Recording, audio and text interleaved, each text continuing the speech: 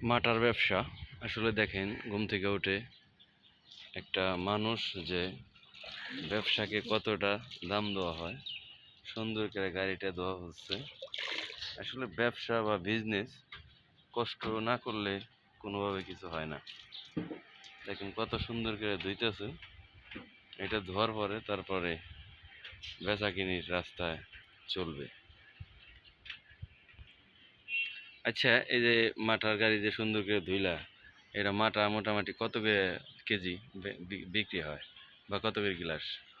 ধরেন আপনার ১ গ্লাস বেশি ২০ টাকা।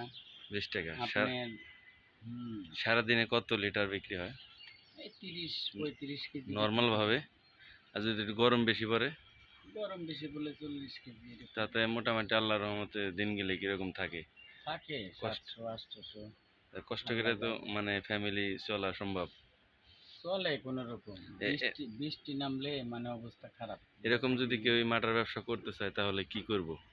এই গাড়ির দাম কত আর মাটা কেমনি কি সংগ্রহ করা? নতুন একটা গাড়ি কিনতে হলে ৮০,০০০ টাকার দাম লাগবে। ৮০,০০০। হুম।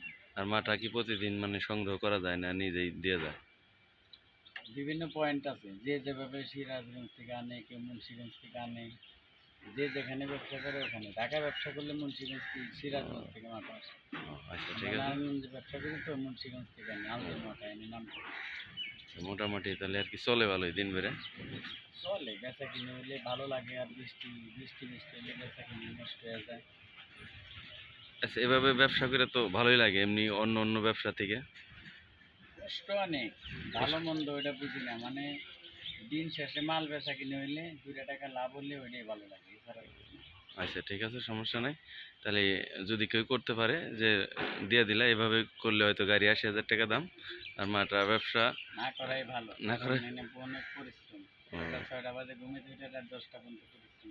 আচ্ছা, ঠিক আছে, তো ভালো থেকো। আচ্ছা।